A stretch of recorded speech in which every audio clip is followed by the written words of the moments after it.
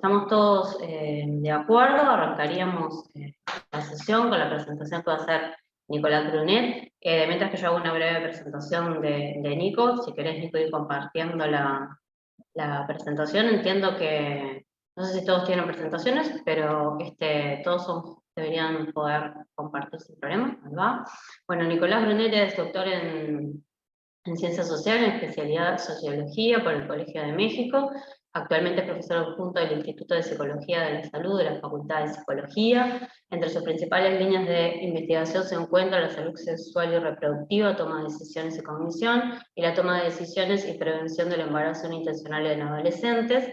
Es actualmente integrante del Observatorio Socioeconómico y Comportamental del GACH y del Grupo Uruguayo Interdisciplinario de Análisis de Datos del COVID-19. Y la ponencia que va a realizar tiene como nombre Percepción del riesgo COVID-19 y respuesta comportamental de la población uruguaya. Así que, Nico, cuando quieras. Bueno, gracias, Ivonne. Gracias por la organización. ¿Se me escucha bien? Sí, perfecto. Perfecto. Bueno, gracias a todos. Buenos días. Les comento brevemente, muy en general, gracias por la presentación, Ivonne, que este trabajo que voy a presentar ahora, por supuesto, no solo de mi autoría, hay varias autorías que ustedes las pueden ver ahora en la placa, está Alejandra López, Nicolás Bagatini, Denis Docmanas y, por supuesto, Ricardo Bernardi.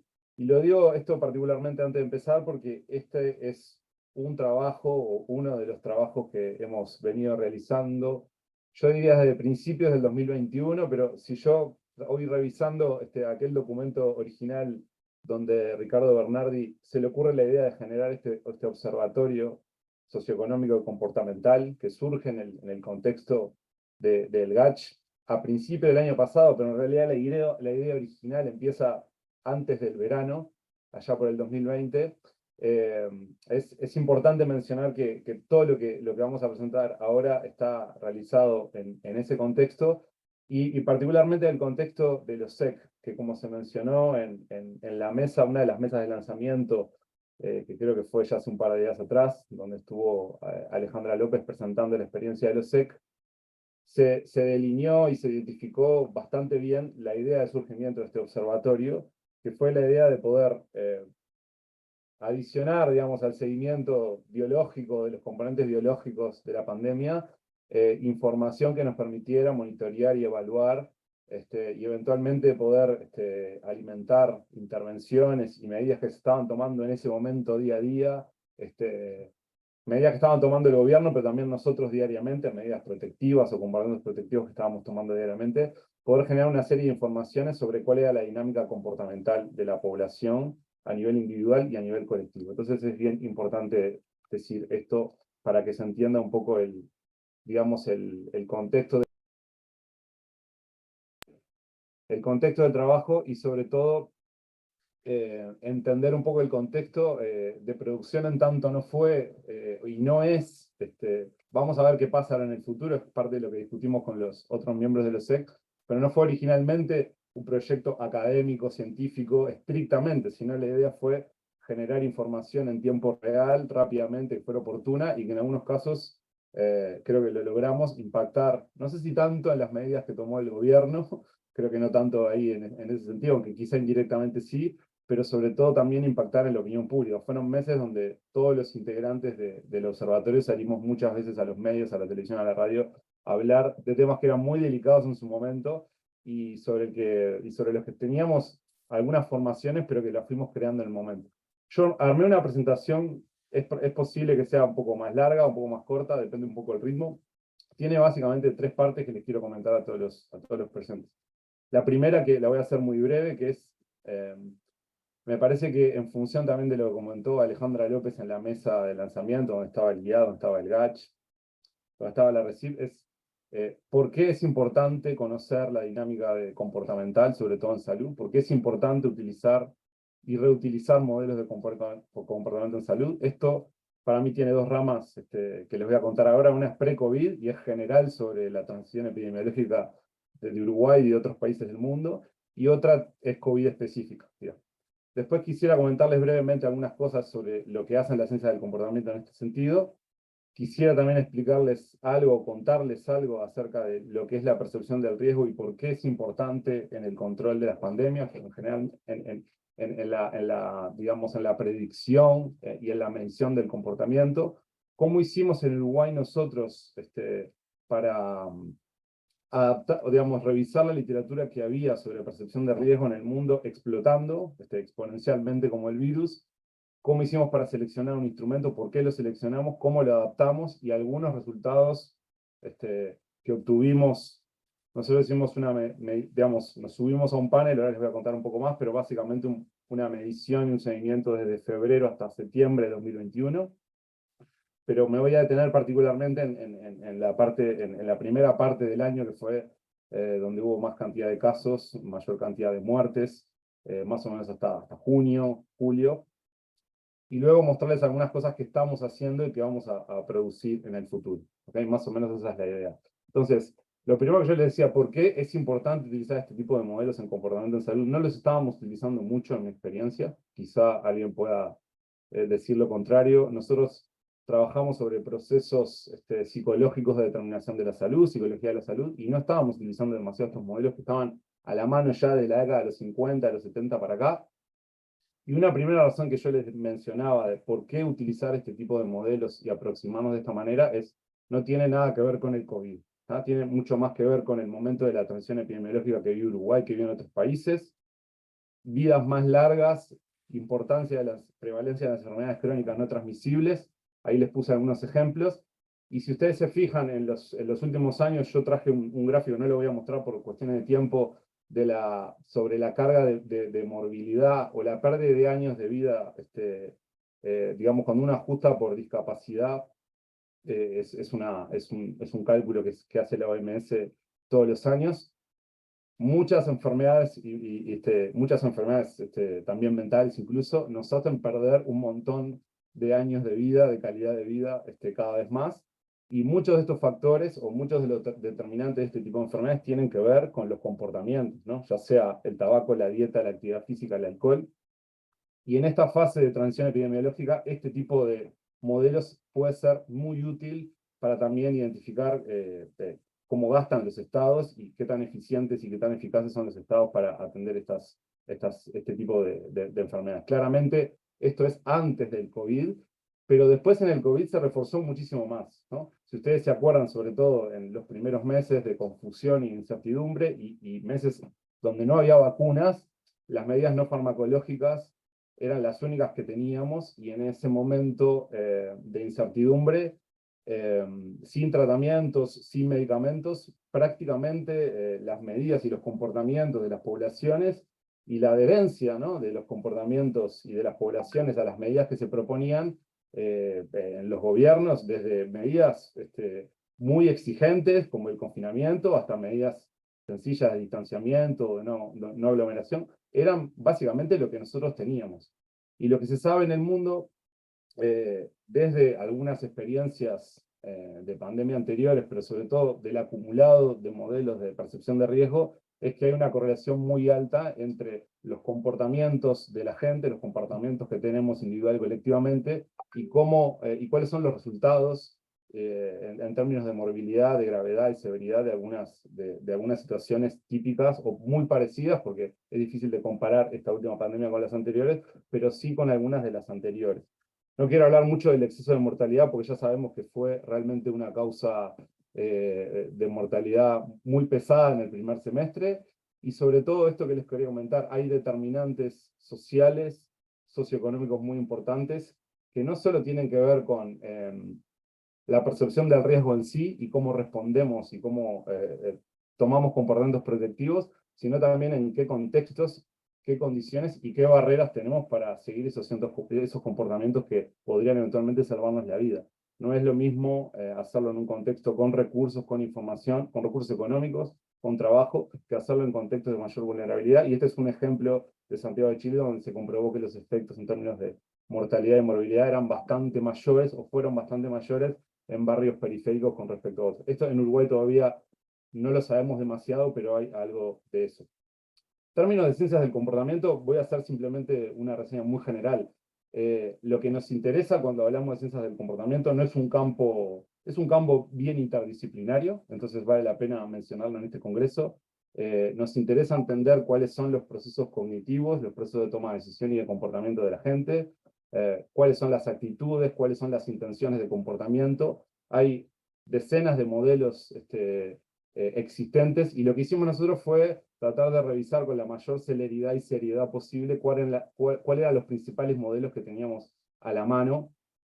Y había muchas revisiones bibliográficas publicadas en revistas arbitradas, que estaban siendo publicadas en el momento. Entonces rápidamente tuvimos que decidir qué modelos íbamos a utilizar, y sobre todo tener en cuenta también la relación entre la información que íbamos a generar y cómo esta información podría eventualmente tener un efecto sobre la comunicación pública, sobre la opinión pública. Hay muchísimos modelos, no me voy a detener mucho más en esto. Hay una literatura abundante sobre qué tipo de modelos utilizar y en qué contextos y con qué tipo de intervenciones. Nosotros utilizamos básicamente modelos que vienen de los años 50 para acá, son modelos de corte sociocognitivo, que incorporan en general los mismos constructos, ¿no? Percepción de riesgo es uno que está casi siempre, autoeficacia, es decir, en qué medida las personas creen que son capaces de ejecutar ciertas acciones de una manera adecuada. La motivación es una dimensión muchas veces olvidada, pero está presente en casi todos los modelos. Generalmente todos apuntan a en qué medida logramos generar motivaciones a los comportamientos protectivos con respecto a la salud, ¿no? Cómo planeamos nuestras acciones, en qué contexto, qué barreras encontramos. En ese sentido, nosotros encontramos que la percepción de riesgo podía ser una de las dimensiones más importantes que podíamos utilizar y que podíamos medir. Hay una tradición muy grande sobre modelos de comportamiento en salud que no son de COVID, que tienen que ver, por ejemplo, desde cambio climático hacia medio ambiente, etcétera, etcétera. Hay una tradición, yo diría, más o menos de 50 años de este tipo de modelos, pero en el contexto del COVID, tanto la OMS como algunos otros expertos empezaron a recomendar y a proponer un sinnúmero de herramientas para medir la percepción de riesgo, siempre bajo esta premisa que yo les decía al principio, que es la percepción de riesgo correlaciona generalmente con la posibilidad y con la chance de que tomemos comportamientos protectivos. Puede ser el distanciamiento, puede ser el uso de tapabocas, etcétera, etcétera. Todos esos son considerados comportamientos protectivos en salud. Tuvimos un desafío muy grande que fue elegir un modelo dentro de todos los que había disponibles. Y entonces ahí encontramos una serie de papers que habían sido publicados a principios, te diría, los primeros 2-3 meses del 2020, muy rápidamente, en particular el que les estoy mostrando en pantalla. Luego salió otro que hace un seguimiento más longitudinal.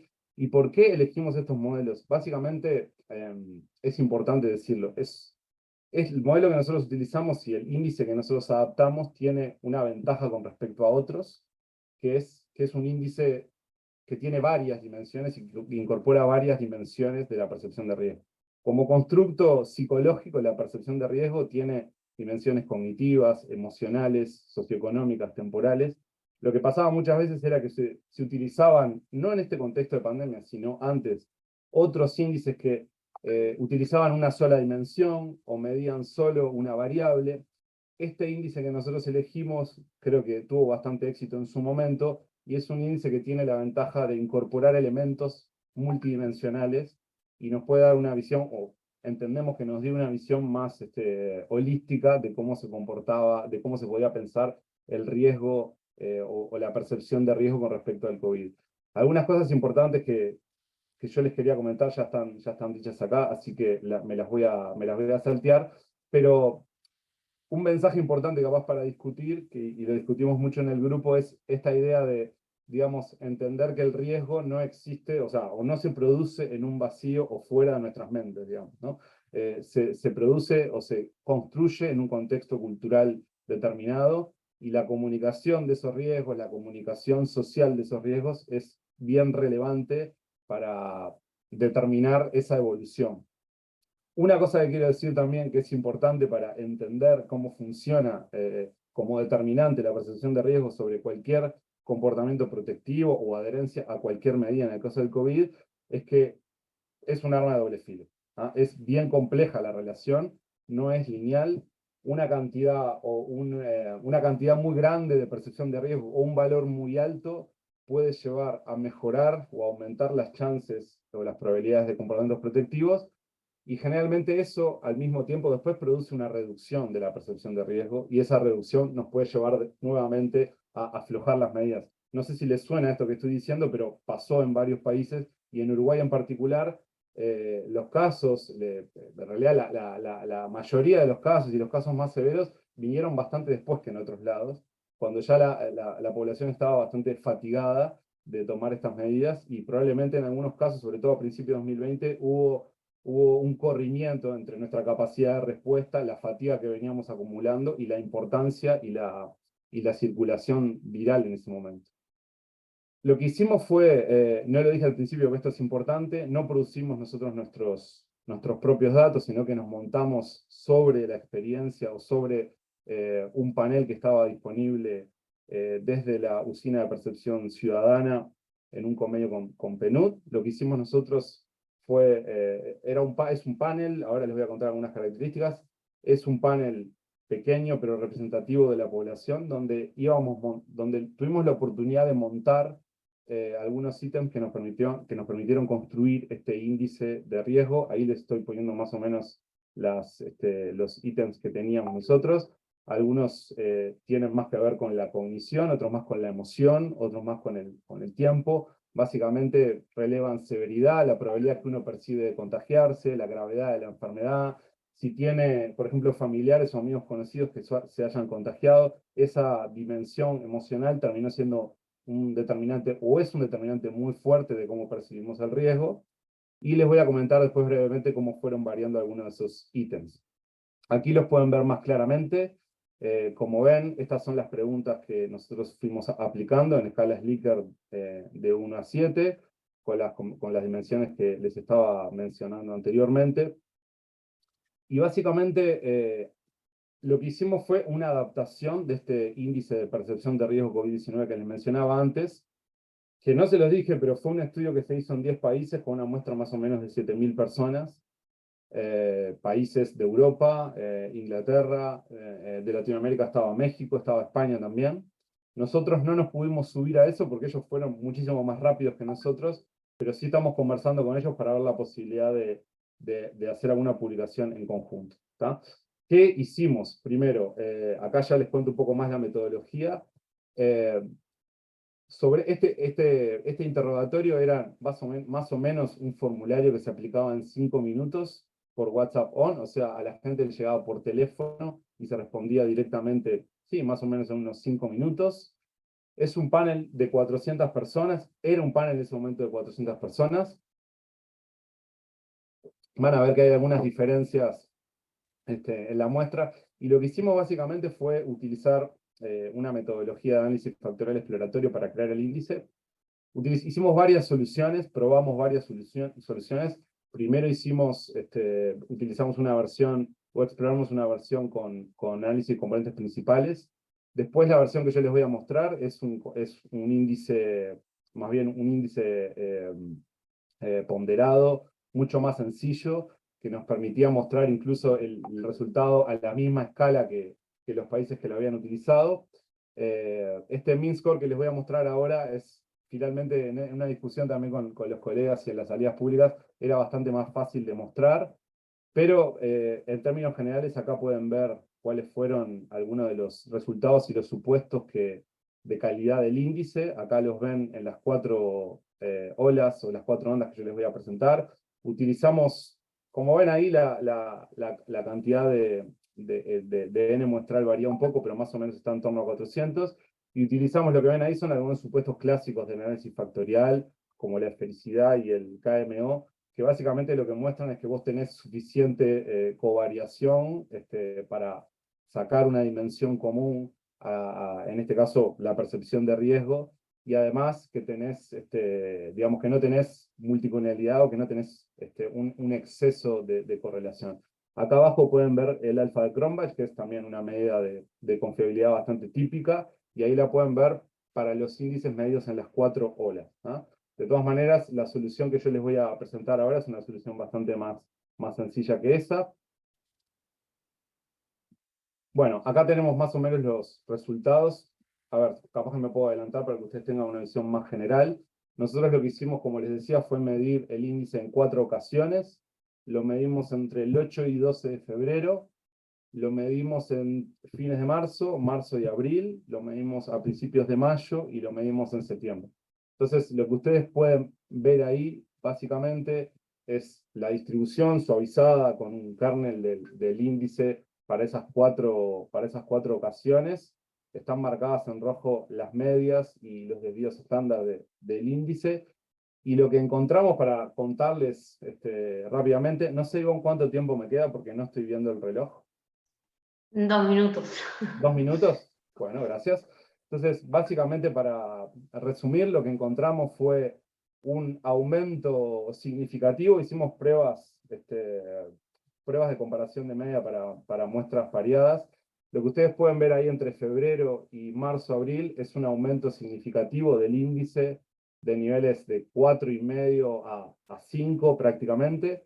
O sea, una evolución incremental desde febrero hasta mayo, pero con un escalón bastante significativo acá entre febrero y marzo, y luego un descenso.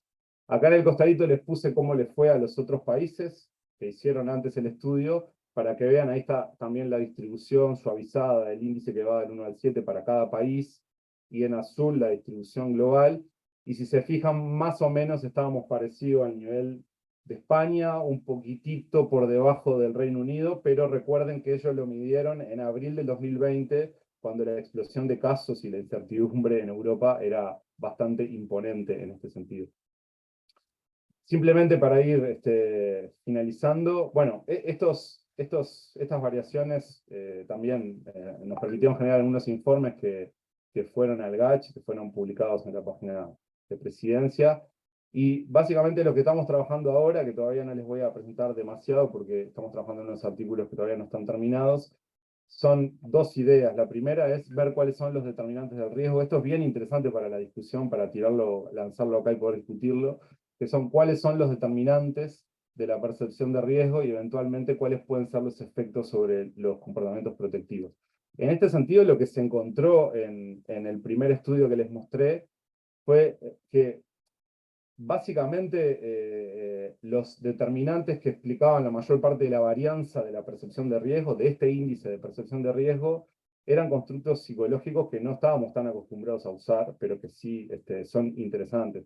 Ahí arriba, en el recuadro que les marco, van a ver visión individualista del mundo y prosocialidad. Esto tiene que ver con, por ejemplo, la idea de cuánto los gobiernos se meten en nuestra vida privada y cuánta libertad perciben los individuos que necesitan. En aquellos países donde había visiones más individualistas, la percepción del riesgo generalmente era más baja. En aquellos países más colectivistas,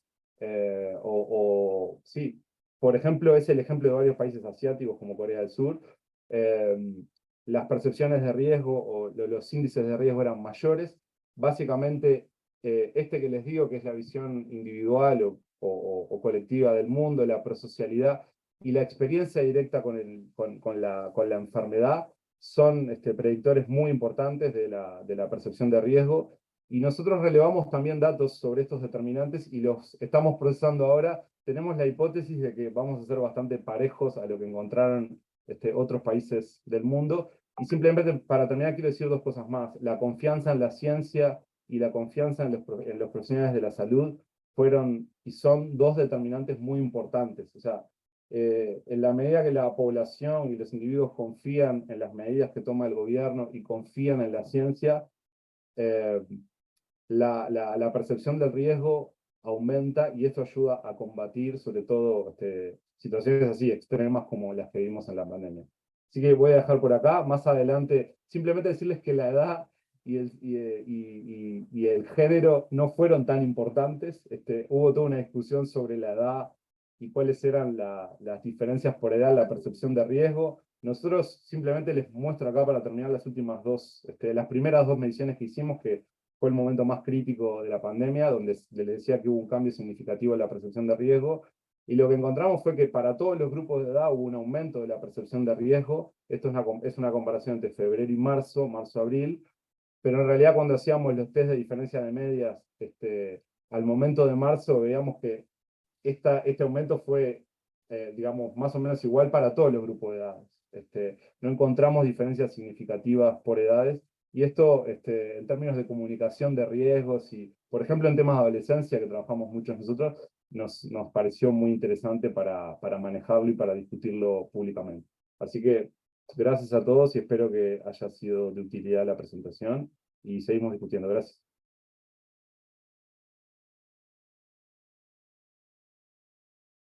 Bueno, muchas gracias, Nicolás. O sea, si querés, Ernesto, anda compartiendo la presentación, mientras que yo hago una breve presentación de Ernesto Nieto, que es el próximo expositor. Es doctorando en Ciencia Política por la UDELAR, magíster en Dirección, Gestión y Dirección de Proyectos por la Universidad de León en España. Se desempeña actualmente como profesor asistente de cursos del tronco de Ciencia Política del Departamento de Ciencias Sociales y profesor asistente de Ciencia Política de la Facultad de Derecho de CENUR Salto. Es investigación en áreas de opinión pública, elecciones y gobiernos subnacionales, y la ponencia que nos va a presentar se denomina Autopercepción sobre el impacto del COVID en la población de Uruguay. Así que adelante, Ernesto, cuando quieras.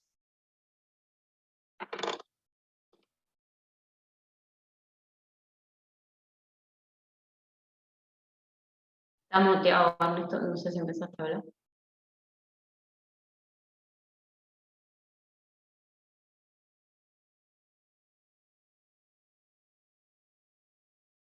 A ver si yo te puedo...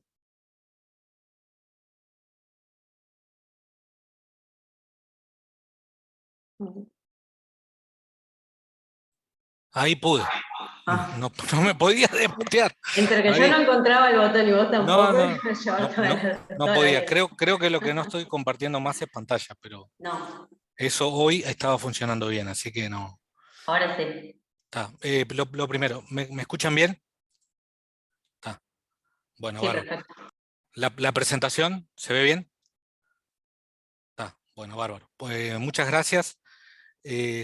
Bueno, como vos dijiste, soy Ernesto Nieto, estoy en el CENUR de Salto, soy politólogo y tuve la pésima idea de hacer mi doctorado durante pandemia, razón por la cual todavía estoy intentando terminar de escribir los últimos capítulos. Esto en realidad, a diferencia de lo que recién presentó Nicolás, es una investigación que parte de algunas herramientas en común, pero por lo que pude ver, de algunas también diferencias.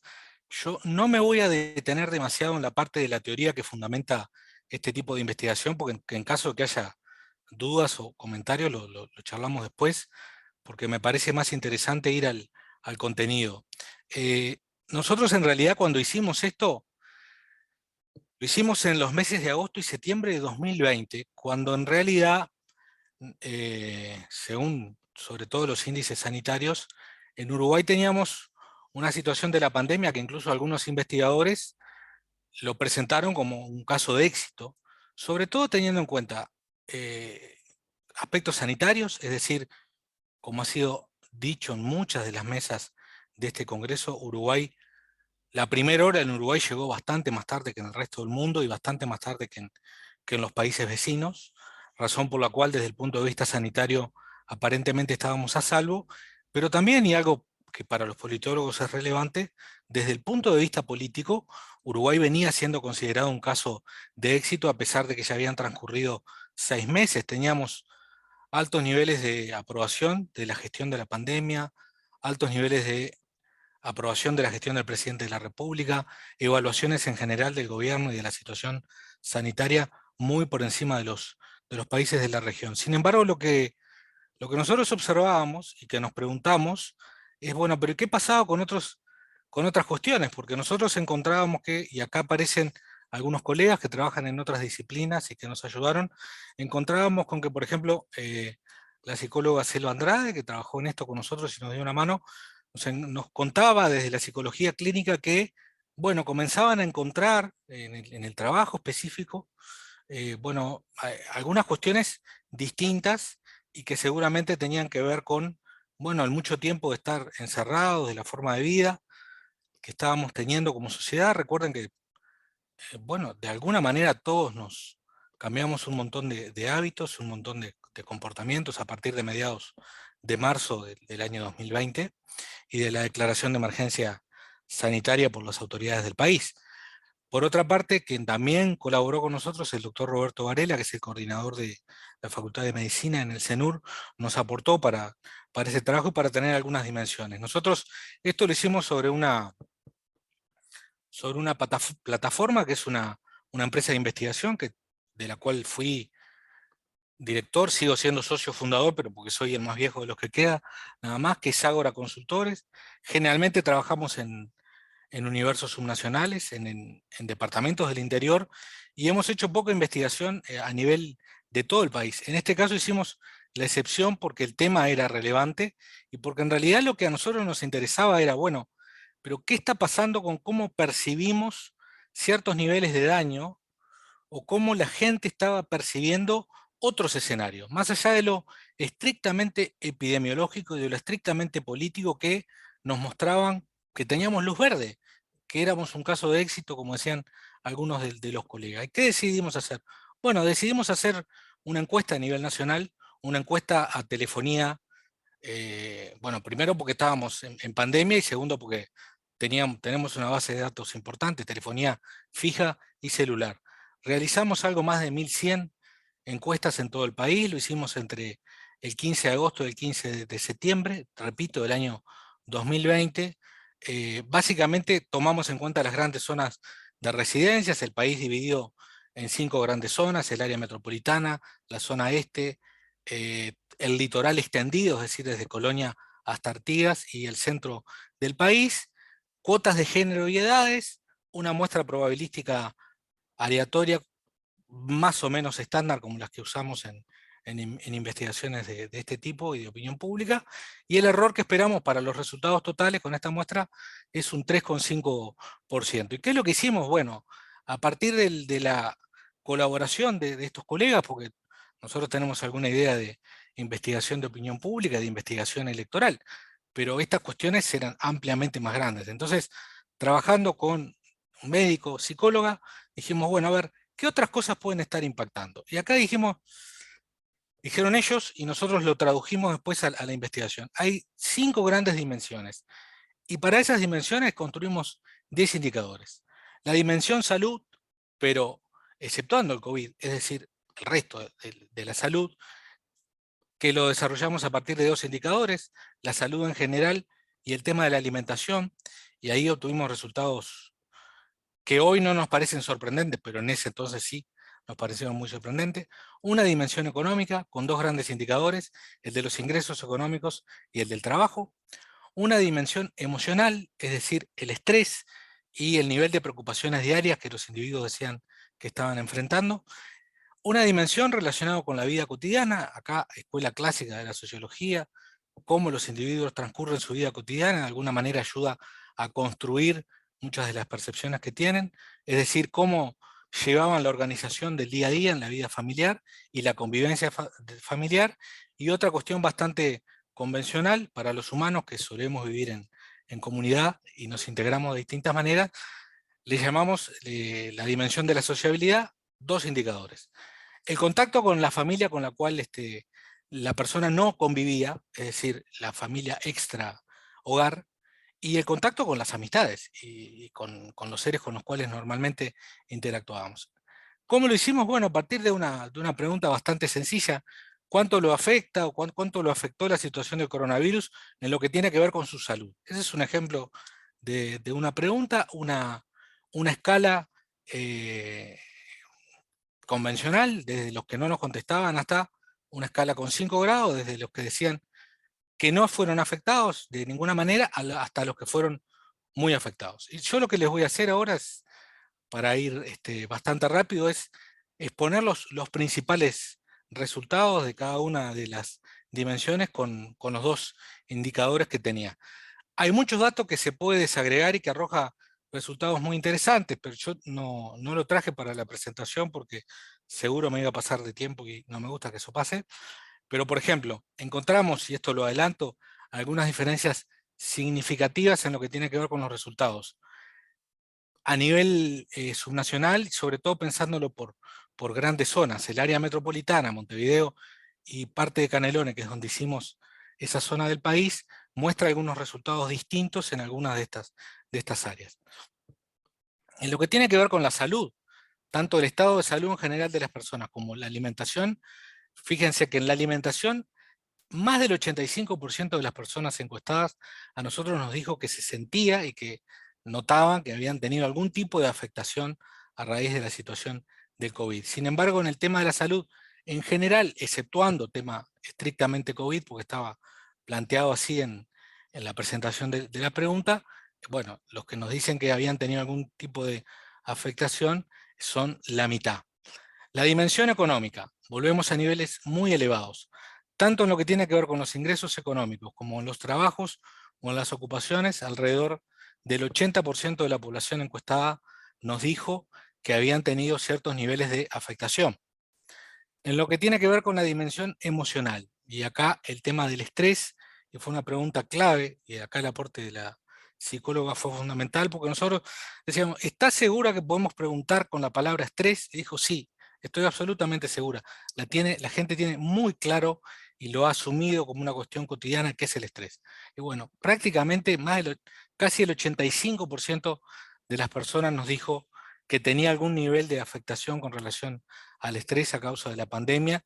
Baja mucho cuando le preguntamos en general por las preocupaciones diarias. Y en realidad esta fue una pregunta tramposa, porque confieso que la culpa acá fue mía. Yo no estaba demasiado convencido que preguntando por estrés nos arrojara el resultado que queríamos medir, y sin embargo creo que sí, que la psicóloga de lo que sabe, sabe, y yo estaba errándole. La vida cotidiana. En realidad acá encontramos menos impactos a nivel de la interna de la familia de lo que suponíamos. Si bien hay un 52% más o menos que nos dijo que en la organización de la vida diaria del hogar tenía cierto nivel de afectación, y algo más del 57% en la convivencia, en la previa pensábamos que esto podía ser mayor. Y en la dimensión sociabilidad también, los niveles de afectación parecen haber sido muy elevados, tanto en la relación con la familia que no convivía en el hogar de la persona que era encostada, como con la relación con sus amistades. Básicamente valores que en los dos casos superan el 75%. Entonces, todas las dimensiones que nosotros estudiamos con los 10 indicadores muestran algún tipo de afectación. Como ustedes vieron, hay cosas que mostraban el 20 y pico, el 30% de gente que se sentía afectada, pero hay un montón de indicadores para por lo menos 3 dimensiones que mostraban en ese entonces, repito, Uruguay estaba en zona verde y era considerado un caso de éxito, mostraban que estaban afectados, ¿no? Bueno, estos son básicamente los promedios que dan, más o menos lo hemos comentado recién. Y acá lo que a mí me parece hoy, después de todo lo que pasó en el 2021, ahí sí nos vinieron las oleadas y todo el costo social, emocional, el costo en vida que hemos tenido en todo el país, es que de alguna manera nos parece que traer esta investigación nos puede arrojar luz de algunas cosas que están pasando. Esto lo hablaba con los dos colegas que colaboraron en esta investigación. Desde el lado de la salud comunitaria, que es lo del doctor Varela, y del lado de la psicología, nos decían, bueno, algunas de estas cosas que de repente nosotros vimos que las personas estaban percibiendo, y sin embargo, de repente los impactos los estamos viendo hoy. Hay algunas cosas que, por ejemplo, se nos han prendido luces de alarma, ¿no? Claramente un caso muy doloroso es el de los suicidios. Antes del COVID, si bien Uruguay siempre tuvo una tasa muy elevada, teníamos unos números y se nos han disparado. En lo que tiene que ver con algunas enfermedades que tienen que ver con cuestiones, bueno, no solamente vinculadas ya estrictamente a lo psicológico, sino a factores como el sedentarismo, alimentación y demás, también estamos viendo los indicadores que hemos podido observar en los últimos meses, son como que ponen luces de alerta que hubo un cambio en un antes y un después. Y finalmente, y esto no lo notamos en el 2020, pero sí en el 2021, hemos tenido un aumento significativo en determinado tipo de violencia y violencia extrema, en situaciones intrafamiliar, violencia de género, etc. Entonces, para ir terminando un poco con la presentación, y ojalá que después podamos intercambiar, después de escuchar lo que tenga para presentar María. El origen de la palabra pandemia es del griego, ¿no? Y significaba algo así, no tengo la menor idea cómo se pronuncia, pero es la unión de dos vocablos, que es todo el pueblo. Pandemia viene de todo el pueblo. Cuando todo el pueblo se juntaba, parece que, bueno, las cosas se transmitían, y lo que yo me pregunto es si en realidad, en este caso la pandemia, además de afectarnos a todos, también nos significa que muchas de las dimensiones de nuestra vida fueron afectadas. Es decir, no solamente lo que tiene que ver con lo estrictamente sanitario, ¿no será que también las otras dimensiones fueron afectadas, y que quizás los efectos a largo plazo todavía los están construyendo y se están desarrollando? Bueno, por ahí la dejo. Muchas gracias.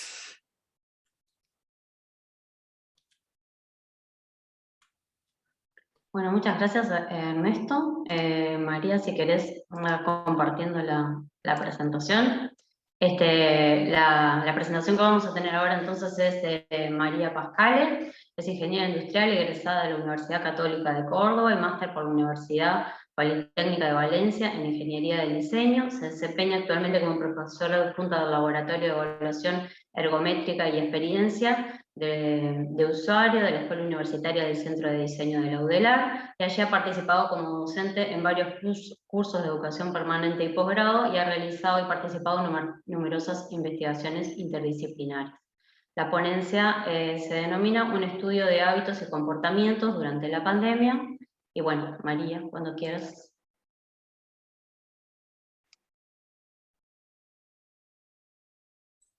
Perdón, para habilitar tengo que dejar de compartir, es medio complicado. Bueno, gracias Ivonne por la presentación. Me acompaña la diseñadora industrial Mariana Rodríguez. Mariana, si te querés presentar. Bueno, buenos días para todas y todos. Yo soy Mariana Rodríguez, soy diseñadora industrial, como decía María Pascale. Trabajamos en conjunto en el Laboratorio de Evaluación Ergonómica y Experiencia de Usuario, en la Escuela Universitaria Centro de Diseño, que pertenece a la FADU UDELAR. Bien. Bueno, ¿qué fue lo que nosotros realizamos? Este estudio que nosotros les vamos a presentar ahora es un estudio exploratorio que lo hicimos en el mes de mayo, lo comenzamos, del 2020, o sea, habían pasado simplemente 2 meses desde que habían arrancado las medidas de distanciamiento físico sostenido. Y en definitiva es un estudio de los hábitos y los comportamientos, o sea, en los cambios que hubieron durante la pandemia. Bueno, el objetivo era generar insumos para el diseño ergonómico de los espacios de actividad. Entonces, estos insumos en el cambio de hábitos y comportamientos, durante la emergencia sanitaria en un sector acotado de la población, haciendo foco en lo que es la proxemia y la cronemia. Ya ahora vamos a explicar rápidamente, supongo que habrá muchas personas que saben lo que es, pero bueno, queríamos dejar en claro que esto fue un estudio que fue realizado en los meses más fuertes del confinamiento, ¿no? Porque eso, como bien expusieron los compañeros, y sabemos, las medidas empezaron a hacerse cada vez más laxas, pero fue realizado en esos momentos en que las personas cumplían a rajatabla, o por lo menos, más o menos, nuestras burbujas más próximas. Y la idea era poder contar con insumos para poder generar espacios ergonómicos de actividad, ya sea el hogar, y además este estudio exploratorio también se tomó como un contexto de uso colectivo como ser el supermercado, porque como pudimos ver eran uno de los pocos lugares a los que la gente salía. ¿Cuáles son las características de las muestras analizadas? Bueno, por un tema, nosotros tratamos de hacerlo extensivo a todo el Uruguay, pero en definitiva, como los canales de difusión de la encuesta fueron a través de UDELAR, en definitiva la población encuestada terminó siendo mayoritariamente población de UDELAR. Entonces lo que vamos a ver es que la mayoría de los participantes tenían puestos de trabajo de oficina, ya sea docentes, funcionarios y estudiantes. La mayoría contaban con conexión a internet o wifi, y estaban, o sea, en una situación socioeconómica media, podría decirse. Bueno, rápidamente.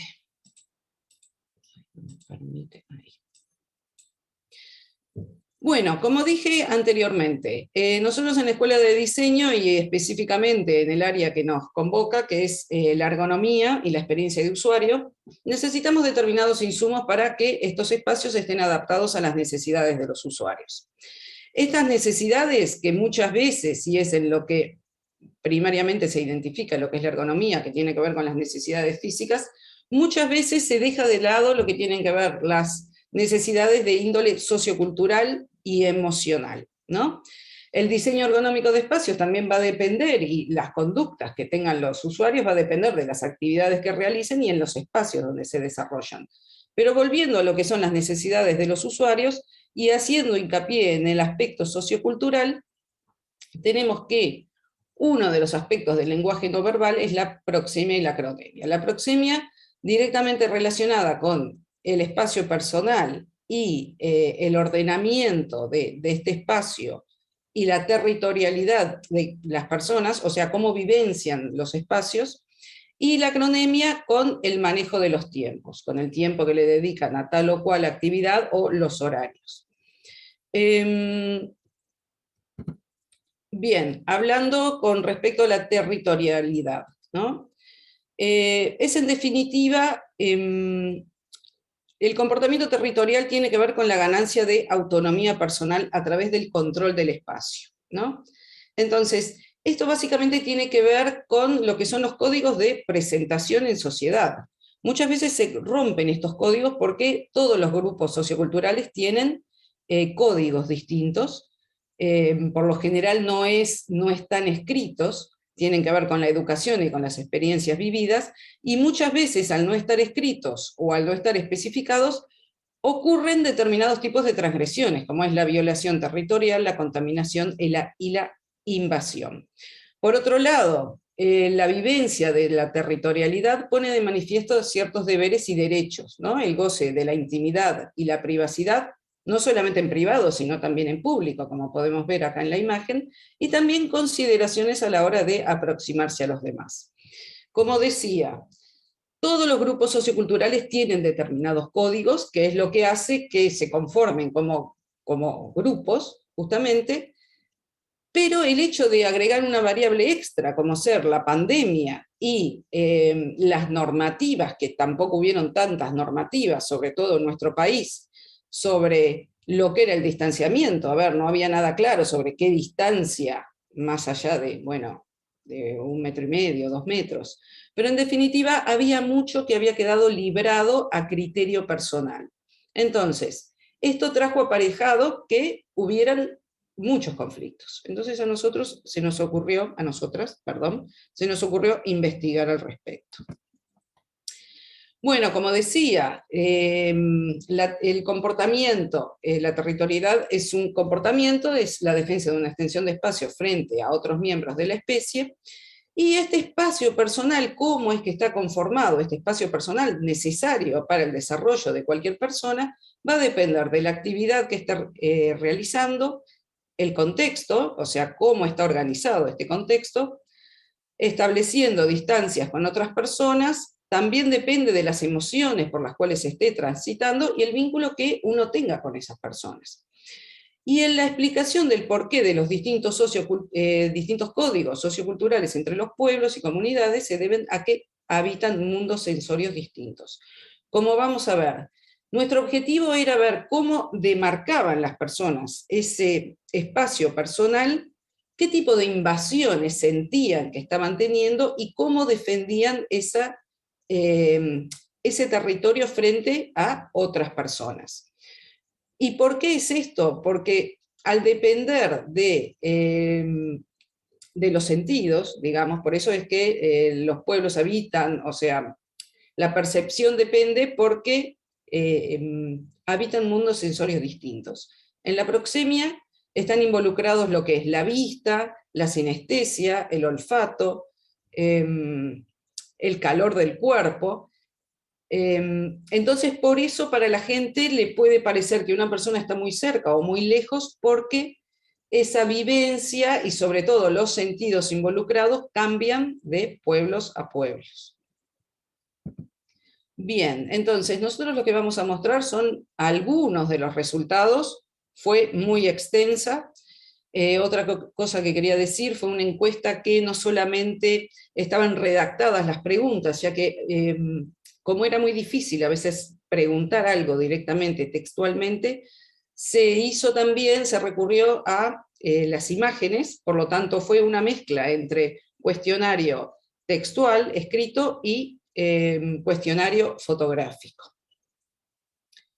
Le doy la palabra a Mariana.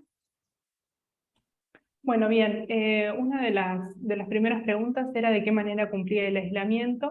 Como decía María, habían algunas normativas o algunas orientaciones generales, por lo que podemos ver de que declaró la población que respondió a la encuesta, el 81% salía solo en determinadas ocasiones, y las ocasiones por las cuales salía principalmente eran comprar comida y o medicamentos. Y bueno, ahí se puede ver en el gráfico que quedó restringido totalmente de visitar a la familia o a los amigos, otras actividades diferentes, y que algunas personas salían también a trabajar. Pasamos.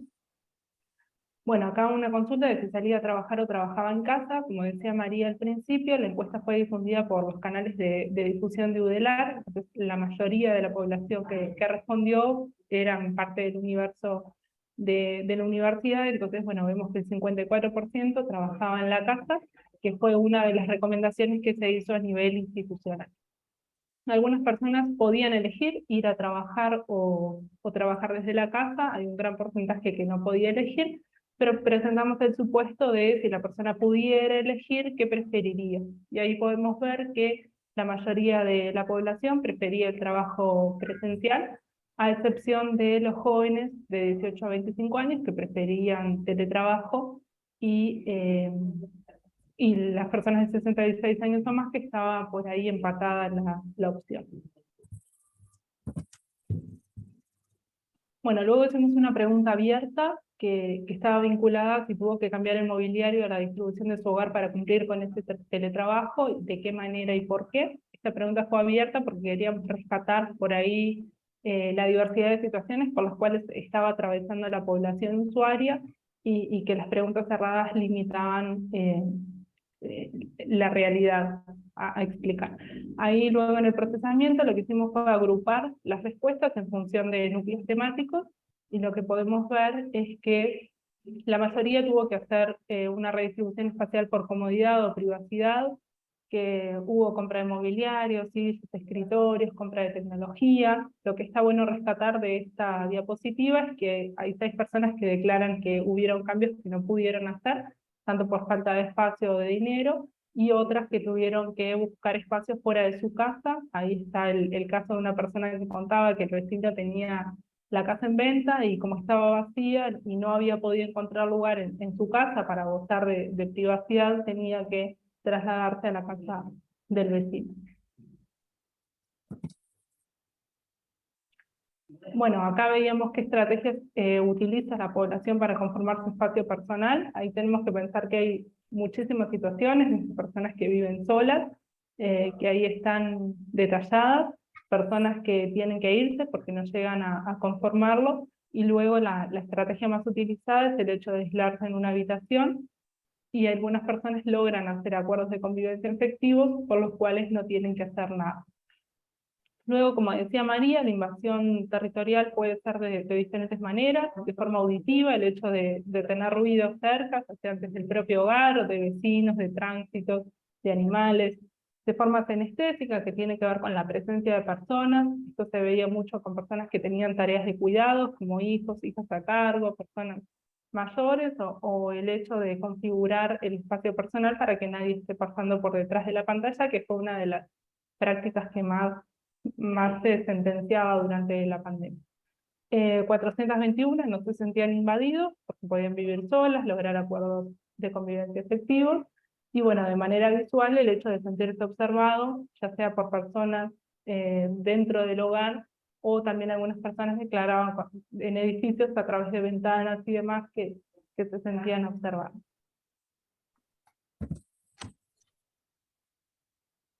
Bueno, luego los cambios de comportamiento no se dieron solo en el hogar, también hubo, como decía María, las salidas mayormente se daban al supermercado y queríamos explorar por ahí un poco cómo convivían las personas en el supermercado, con quiénes iban. Vemos que el 61% declara que iba solo, que era una de las exhortaciones tanto del gobierno como de los establecimientos comerciales, y con una frecuencia bastante baja, el 53% de tasa que va 1 o 2 veces a la semana.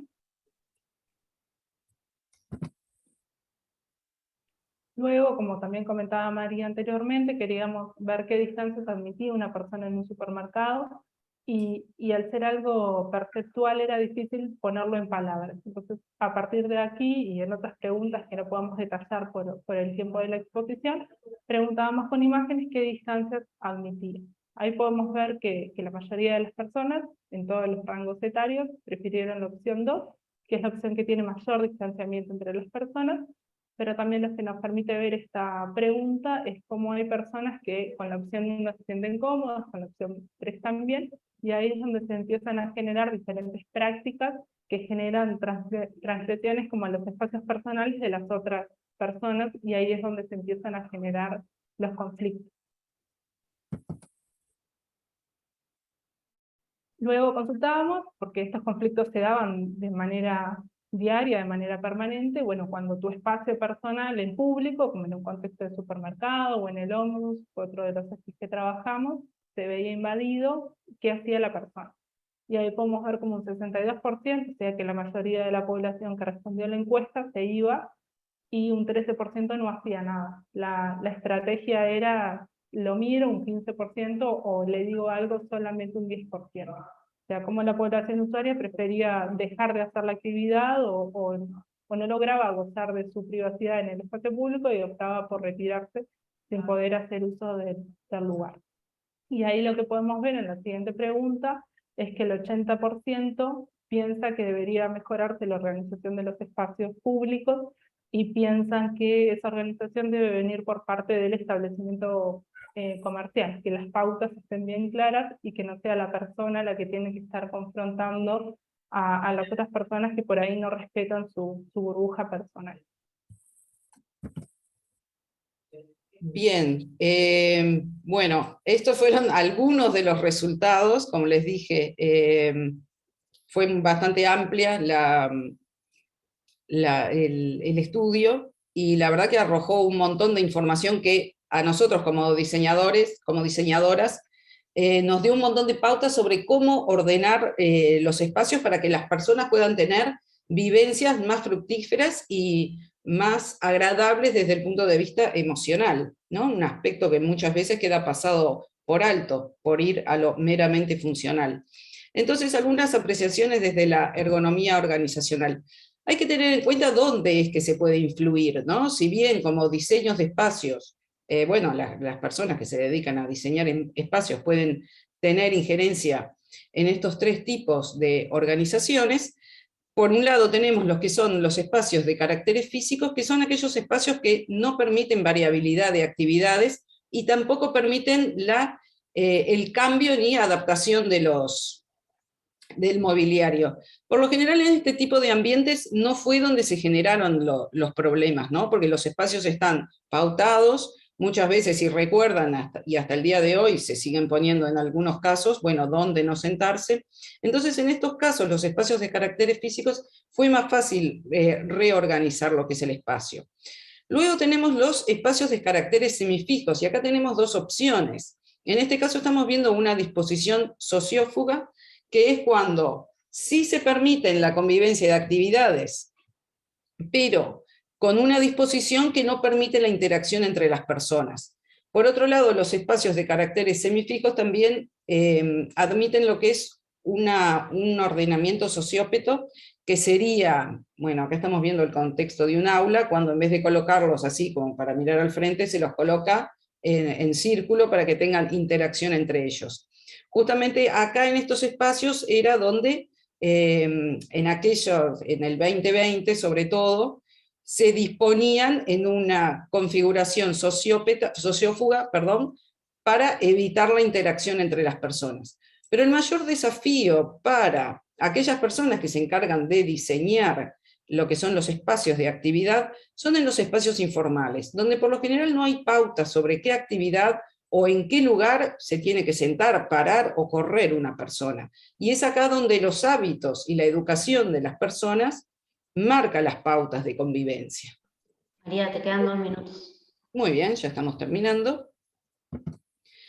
Y como bien vino exponiendo Mariana, nosotros como diseñadoras obtuvimos a través de este estudio un montón de pautas para poder mejorar lo que es este espacio, la convivencia y lo que es el disfrute de las personas en los espacios de uso colectivo. Mariana. Sí, acá comentarles por arriba, porque nos quedan 2 minutitos, que lo que pusimos fue algunas consideraciones que tenemos que tener en cuenta desde los usuarios. Desde la ergonomía trabajamos con una mirada sistémica que contempla usuarios, productos, actividades y contextos. Entonces acá quisimos sintetizar o resumir un poco los resultados del estudio. Desde el punto de vista de usuarios hay que tomar en cuenta no solamente los aspectos funcionales o físicos, sino también los sentidos visuales, auditivos, sinestésicos, olfativos. Bueno, en la encuesta veíamos que se había dado una inversión de territorio desde múltiples ejes. Considerar las distancias personales, sociales y públicas en función de la población usuaria. Entender cómo se dan estas rupturas de normas, algunas prácticas efectivas del territorio, como son las estrategias para conformar los espacios. Desde las actividades, entender que las personas por ahí se volvieron multitarea o que realizaban todas las tareas de su día, múltiples tareas que antes se daban en diferentes contextos, en el mismo lugar. Y eso, bueno, obviamente baja el nivel de concentración necesario, se genera un grado de monotonía. Unas cuestiones también que salieron del estudio tienen que ver con muchas personas que declaraban no tener ganas de trabajar, no tener ganas de vivir, y bueno, está conectado como a la ponencia de Ernesto, que también mencionaba por ahí en ese sentido, que los suicidios han aumentado. Bueno, se veía también cierto grado de monotonía y emociones bastante negativas. Luego, desde la actividad, en ergonomía siempre consideramos lo que son los ritmos, horarios y descansos. En este caso, la falta de horario marcado generaba dificultades en la organización del tiempo. Y desde el contexto veíamos que había desde personas que vivían en un monoambiente y todo su día ocurría en ese lugar, que generaban por ahí prácticas de armado y de desarmado de escenarios, para trabajarlo configuraban de una manera, para si tenían una cena, si hacían actividad deportiva de otra. Entonces veíamos como la necesidad de mobiliario que fuera adaptable, fácil de trasladar. Y bueno, la cultura, los espacios sociófugas y sociópetas que mencionaba María, y el contexto de qué está permitido, y esta respuesta de que las personas consideraban que el distanciamiento social debería ser mejorado. Si quieren pasamos a la otra, esta igual queda a disposición para que puedan verla en profundidad. Bien, y para terminar, queríamos... bueno. Entonces, como conclusión, el tener en cuenta las necesidades de tipo emocional nos permitirá adaptar los espacios hacia seres humanos más plenos. Es necesario explorar el diseño desde el punto de vista emocional. Un estado de ánimo alegre mejora la capacidad intelectual y favorece los procesos creativos. En definitiva, y para tener en cuenta, la impresión de un lugar termina impactando en lo afectivo. Y citando a Norman, un individuo sin emociones es incapaz de tomar decisiones. Muchas gracias. Gracias. Muchas gracias. Bueno, tenemos unos 10 minutos para intercambiar. Quería agradecer a todas las presentaciones, estuvieron súper interesantes. No sé si queda bien, pero como yo tengo un par de preguntas, ya las hago y después, si quieren, se van anotando, levantando la mano, así levantamos unas cuantas preguntas y después van contestando los expositores.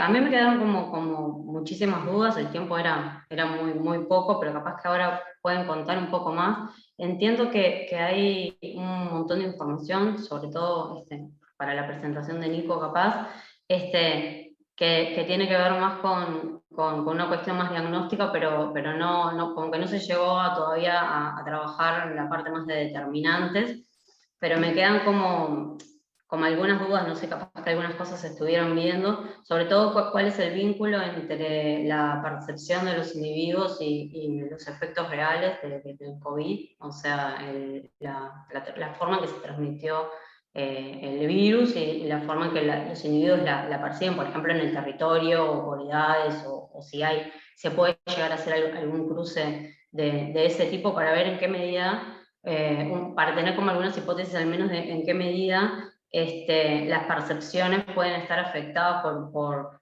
situaciones reales que están viviendo los individuos o por el entrecruzamiento de otras vulnerabilidades, como pueden ser las vulnerabilidades de ingresos o de acceso a la salud, o incluso de estar muy sobreexpuesto a una información muy acotada, como era la que se transmitía en la prensa, que era básicamente casos, etc. Después, creo que más que nada Ernesto trató ese tema, pero también tiene que ver con la exposición de Nicolás, y tiene que ver con esto último que decía, ¿no? Cómo es la interconexión entre las dimensiones, ¿no? Entre lo que es el riesgo o la vulnerabilidad real que viven las personas en relación a la exposición al COVID, o su capacidad de reaccionar ante el riesgo, y otras vulnerabilidades que ahí Ernesto mostró muy bien, o otras percepciones de riesgo en relación a la alimentación, económicas y demás. Y si tenemos si tenemos la posibilidad de mirar cómo esto evoluciona en el tiempo, ¿no? Porque entiendo que los tres trabajos están como muy focalizados en el momento mismo de la pandemia, o en la parte más fuerte sobre todo, y es de esperar que, bueno, lamentablemente seguramente no tengamos un ex ante, o sea, pero al menos ver cómo evolucionan estas percepciones en el tiempo sería como interesante para pensar en clave más de políticas. Y la última, me llamó como pila la atención eso que decía Nicolás respecto a, bueno, después procesándolo tiene sentido, ¿no? Pero no lo había pensado esto como determinante que se ve en otras partes del mundo en relación a que cuando las sociedades son más individualistas la percepción de riesgo es menor, y cómo se vincula, si tenemos alguna idea de cómo se vincula eso con actitudes desde el gobierno, o la forma en que los gobiernos se pararon frente a la pandemia, como por ejemplo en nuestro caso fue claramente esto de la libertad responsable, o sea, fue claramente trasladado hacia el individuo la responsabilidad, y si hay como una interacción entre la percepción que la sociedad tenía antes de sí misma, o esta predominancia de algunos factores más individualistas, con la forma en que los gobiernos se plantaron en relación a la pandemia, que en nuestro caso fue para mí bastante paradigmático. Esas son mis preguntas, no sé si alguien más quiere. O si no, vamos conversando sobre esto, mientras que alguien más se anima a decir algo, levanten la mano.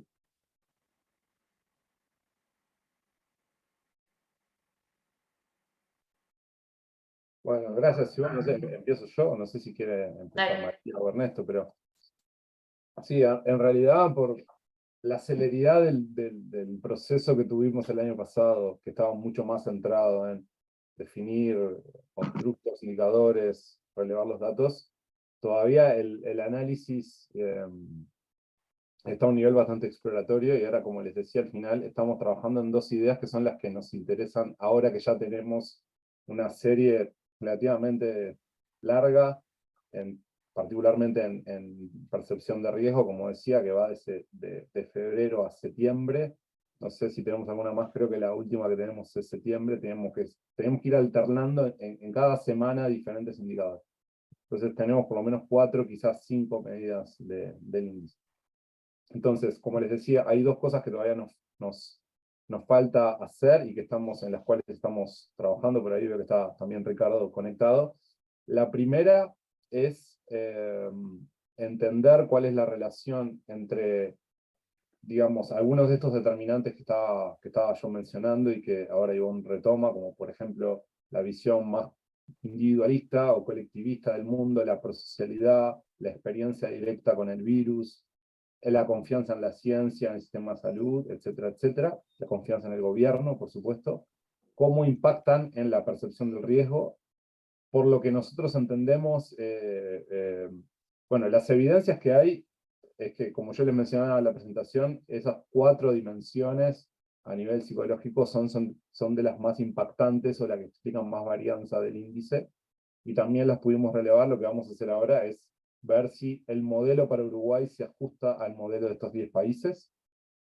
Vamos, hay diferencias también entre los países, pero en este paquete de 4 determinantes que les mencionaba, hay una consistencia en el conjunto.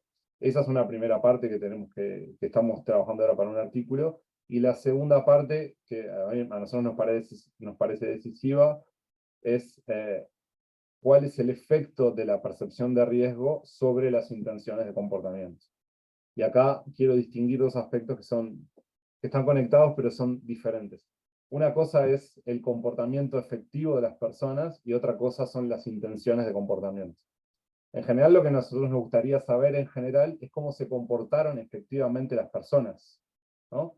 Cómo actuaron, realmente respetaron el distanciamiento, utilizaron tapaboca, fueron a aglomeraciones, etcétera, etcétera, ¿no? Los comportamientos efectivos.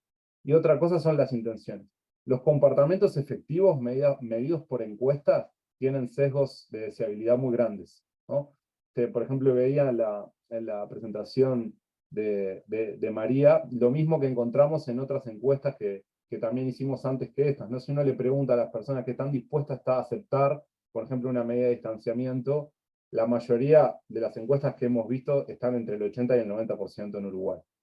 ¿Esto quiere decir? Que las personas, cuando son interrogadas, es muy poco probable que digan que no van a aceptar o que no van a respetar el distanciamiento social. Entonces, la estrategia que se suele utilizar, y además, no solo por estrategia metodológica, sino por la conceptualización de los modelos, por ejemplo, de teoría de motivación a la salud, o teoría de la acción planeada en salud, y de protección de motivación a la protección, o de creencias en salud, lo que se pregunta sobre todo es cuáles son o lo que se intenta estimar es la intención o la probabilidad de que una persona realmente cumpla con ese comportamiento. Entonces, el segundo paso que nosotros vamos a dar es tratar de identificar efectivamente si hay una relación significativa, y podríamos explicar la evolución de los comportamientos a partir del efecto de la percepción de riesgo. Eso es en general algo que estamos pensándolo ahora para los próximos meses. Hay algunas cosas que están, o algunas hipótesis que sugieren los datos, que yo no las podría afirmar con una prueba o un test, pero hubo un cambio importante a partir, como les decía, de la percepción de riesgo desde febrero hasta mayo, que coincide bastante con el aumento, o con el importante aumento de casos y de muertes que se produjo en el país en el primer semestre del 2021, y luego un descenso.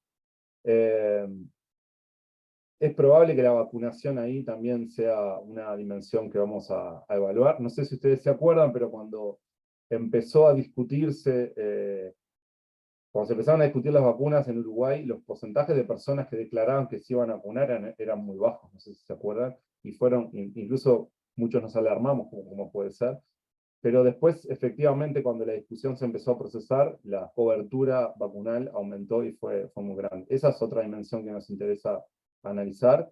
Y simplemente para terminar con lo que decía Ivonne, claramente todos estos factores o esta relación debe ser controlada por variables muy básicas, como son la edad, como son el nivel socioeconómico y como son el género. Claramente, En el caso de Uruguay, o en el caso del paradigmático de la libertad responsable, eventualmente la prosocialidad de las personas puede haber funcionado muy bien, pero no necesariamente funciona en todos los casos y en todos los contextos. Para ser prosocial y para utilizar de modo virtuoso la percepción de riesgo, tiene que haber un contexto de condiciones de acceso y de barreras que sea adecuado, ¿no? Si no, eventualmente van a cumplir las personas que puedan cumplir y que tengan las condiciones para cumplir, y aquellas que no lo tengan no lo van a poder hacer, a pesar de que tengan una percepción elevada del riesgo. Yo no presenté acá nada por nivel socioeconómico, pero el nivel de riesgo por nivel socioeconómico presentó algunas diferencias, pero fue bastante similar en general.